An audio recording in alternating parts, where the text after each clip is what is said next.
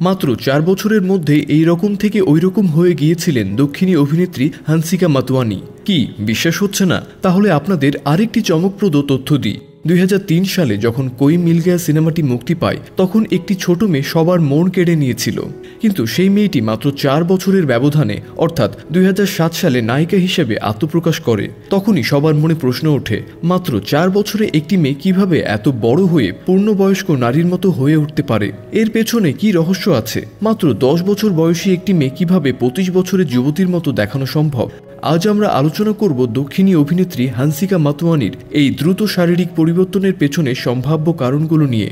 আপনারা নিশ্চয়ই জনপ্রিয় ভারতীয় fantasy TV show Shakalaka boom boom এবং চলচ্চিত্র কোই মিল গায়াতে তাকে দেখেছেন। এই দুটি শো এবং সিনেমা একই সময় ব্যাপকভাবে জনপ্রিয় ছিল, বিশেষ করে শিশুদের মধ্যে।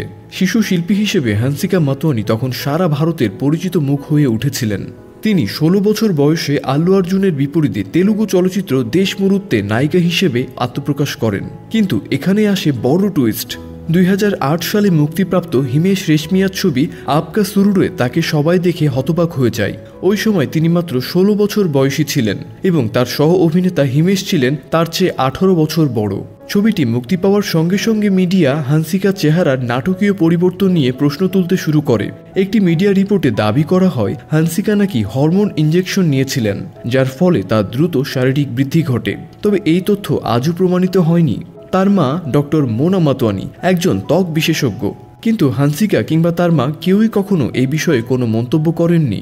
এমনকি একটি ফাঁস হওয়া ভিডিওতে হান্সিকাকে এসব অভিযোগের জবাব দিতে দেখা যায়, যা তখন ভাইরাল হয়ে যায়। কিন্তু তখন কঠোর সমালোচনার মুখোমুখি হন তিনি। তবুও আজ হান্সিকা দক্ষিণী ভারতীয় সিনেমার অন্যতম জনপ্রিয় অভিনেত্রী। তিনি অল্প বয়সেই তার অভিনয়ের প্রতিভা দিয়ে নিজেকে প্রমাণ করে দিয়েছেন।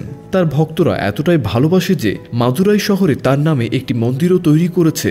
তবে আজও অনেকেরই মনে সেই পুরনো প্রশ্ন থেকেই গেছে, মাত্র ৪ বছরের ব্যবধানে কিভাবে তিনি এতটা পরিবর্তিত হলেন। এ ঘটনা অবশ্য কেবল একমাত্র নয়। সম্প্রতি টনি কাক্কারের সঙ্গে একটি ১০ বছরের মেয়ের নাচের ভিডিও ভাইরাল হয়, যেখানে তাকে ১৮ বছর বয়সী মেয়ের মতো দেখতে লাগে। এরপর অনেকেই অভিযোগ করেন এই মেয়েটিকেও হান্সিকার মতো হরমোন ইনজেকশন দেওয়া হয়েছে। আজকের তারকাদের সাফল্যের পেছনে অনেক অজানা গল্প থাকে, তবে একজন শিল্পীর আসল পরিচয় তার প্রতিভাই। সমালোচনা থাকলেও হান্সিকা খুব অল্প বয়সে দক্ষ অভিনয় ও গ্ল্যামার দিয়ে দক্ষিণী সিনেমার একজন বড় তারকা হয়ে ওঠেন। তার জনপ্রিয় এতটাই যে তার নামে মাদুরাই একটি মন্দিরও রয়েছে।